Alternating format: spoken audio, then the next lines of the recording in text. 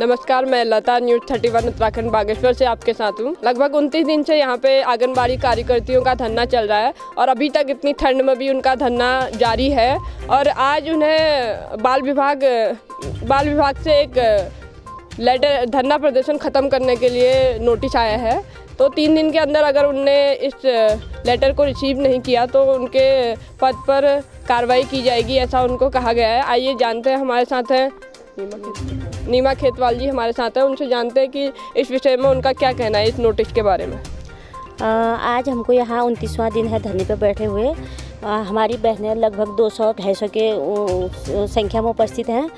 हम इतने ठंडों में इतने दिनों से यहाँ पर बैठे। कोर्ट का कहना है, हमारे विभाग का ये कहना है कि कोर्ट से आदेश है कि बच्चों को 300 दिन साल में पोषण देना चाहिए, लेकिन हम इतने दिन से यहाँ बैठे हैं कि विभाग तो बड़ा मान रहा है कोर्ट का आदेश 300 दिन का है करके, लेकिन हमारे तरफ से भी तो कोई सोचना चाहिए, कुछ तो सोचे हमारे तरफ से। इतने दिन से हम बैठे हैं, हमारे 10 सूत्रीय मांग है, 1 सूत्रीय मांग तो पूरा करें, वो कुछ तो करें। वो हमें नोटिस, आज हमें नोटिस दिया गया है कि अगर 3 दिन के अंदर तुम अपने काम पर वापस नहीं जाओगे तो तुम्हें हटा दिया जाएगा। हम भी देखते हैं कि किस किस को हटाती है सरकार, कैसे नई नियुक्तियाँ होती हैं, हम भी देखते हैं। हमारा धरना जारी है और जारी रहेगा जब तक हमारी मांगें पूरी नहीं होती। मेन मुद्दा हमारा मानदेय का है कि हमको पोषण नहीं हो रहा है, 7,500 में हमारा पोषण हो रहा है, हमारे बच्चों का पोषण हो रहा है। और सरकार कहती है कि बेटी बचाओ बेटी, हमारी बेटियाँ नहीं है, उनको नहीं है पढ़ने का अधिकार, क्या उनको नहीं है आगे बढ़ने का अधिकार? हम भी तो उन्हें पढ़ाना चाहते हैं, आगे बढ़ाना चाहते हैं, लेकिन कैसे पढ़ाए? जो हमको 7,500 रुपये मिलता है वो तो हमारे खाने के लिए नहीं होता है। और हमारा ये कहना है कि सरकार से कुछ सख्ती है, हमको सरकार इतना दिखा रही है, अपने जिद पे इतना अड़ी है, तो जिद हम पर भी है। महिला भी अपना जिद दिखा सकती है। तिरिया हट कहते हैं, वो हट भी हम सरकार को दिखाना चाहते हैं कि हाँ कुछ तो मांगे हमारे, कुछ मानदेय में कुछ तो वृद्धि करें हमारे। बागेश्वर में आंगनबाड़ी कार्यकर्ताओं का धरना ठंड और बरसात के बीच आज भी जारी रहा। वहीं विभाग के द्वारा 3 दिन में कार्य पर लौटने के नोटिस को वापस करते हुए कार्यकर्तियों ने कहा कि उनकी मांगे जायज हैं तथा सरकार को इसके लिए विचार करना चाहिए। उन्होंने कहा कि यदि सरकार द्वारा अब भी उनकी मांगों पर कोई आदेश पारित नहीं होता है तो वे उग्र आंदोलन करेंगे।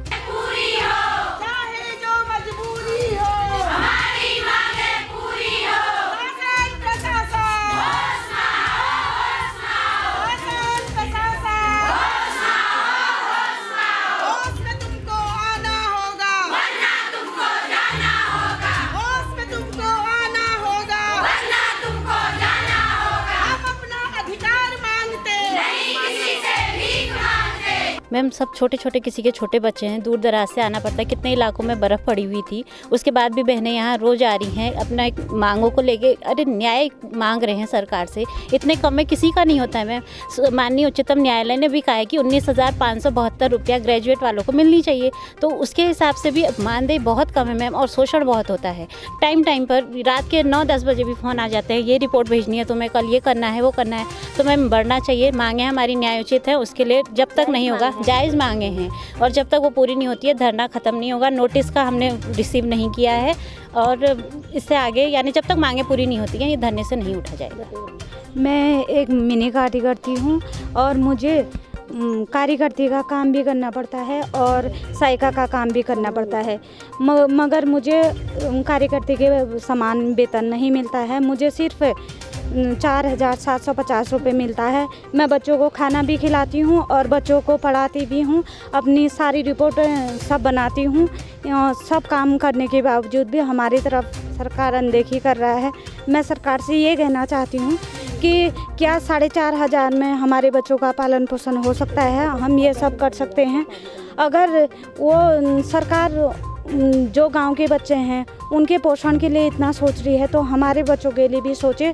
हम भी अपने बच्चों को, हमारी भी बेटियां हैं, हमारा भी बेटा है, हम भी उनको आगे बढ़ाना चाहते हैं। हम अभी ये जो मानदेय आपको मिल रहा है वो आपको टाइम टू टाइम मिलता है या उसमें भी दिक्कत आती है?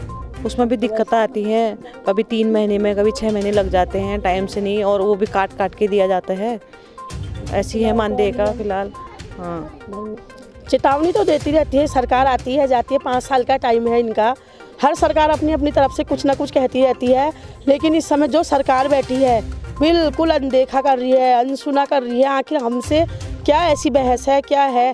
आज तो ऊपर से हमारी ये जो हड़ताल है ये वैध है, ये अवैध नहीं है ये, क्योंकि ऐसा कहा जा रहा है कि वहाँ उठो, इधर से उठो, बर्खास्त किया जाता है। ये ऊपर ही से जो ऑर्डर आया है उसी मुताबिक हम कर रहे हैं। जो हमारी प्रदेश अध्यक्ष हैं रेखा नेगी जी, उनके नेतृत्व में जो ये कार्रवाई, जो ये हमारा आंदोलन है, अब ये उग्र आंदोलन का रूप लेगा। कितनों को बर्खास्त करेंगे, कितनों को बर्खास्त करेंगे, कितनों का चूल्हा बंद करेंगे, कितनों का करेंगे लोग चूल्हा बंद। बहुत लोग हैं, हम सब एक हैं, ये शोषण कर नहीं सकते हैं। हम एकजुट होकर लड़ाई लड़ेंगे। इसमें हम सभी महिलाएं हैं। कहते हैं बेटी बचाओ बेटी पढ़ाओ, अरे बेटियां कब से बैठी हैं, ठंडे में बारिश आ रही हैं, वहाँ देखो तख्तों के ऊपर पानी, बिस्तर लगा लगा के पानी में सो रहे हैं वो लोग। हमारी जो प्रदेश अध्यक्षा हैं उनका कहना है कि बिल्कुल नहीं डरेंगे हम, चाहे कितने भी लेटर, किस उससे वो लेटर बना रहे हैं। क्या हमारी ये जो हड़ताल है अवैध थोड़ी है, वैध है हमारी। हमने पहले सबसे जायज़ मांगे लिया और सबको लेटर दिया है। अब उनका कहा जा रहा है कि ये लोग कैसे बैठ गए हैं, ये गैर हाजिर अपनी उपस्थिति से। कहाँ है हम गैर हाजिर? हम तो पहले लेटर दिया तब बैठे हैं। बर्खास्त विभाग से हमारी कोई लड़ाई नहीं, विभाग का भी ऊपर से दबदबाव होता है तब विभाग वाले भी आ रहे हैं, लेकिन हमने नोटिस भी नहीं लिया है। इसमें हमारी मिनी कार्यकर्ती बहनें हैं, हमारी सहायिका बहनें हैं, और जो हमारी सहायिका हैं तत्पर हमारे साथ काम करती हैं, उनका हमारा बढ़ेगा, उनका भी बढ़ेगा। कितना समय हो गया आपको यहाँ पे बैठे हुए? आज हमको यहाँ पर बैठे हुए 29वां दिन है। मौसम बदलाव के कारण आपको किन किन दिक्कतों का सामना करना पड़ा? बहुत ज़्यादा दिक्कतों का सामना करना पड़ रहा है। इतनी 3-4 दिन तो लगातार बारिश हुई, बारिश में भी हम लोग बैठे थे और इतनी हमारी बहनें बीमार हुई हैं। किसी के सर में दर्द, किसी के कुछ, सारी बहनें हमारी बीमार हैं।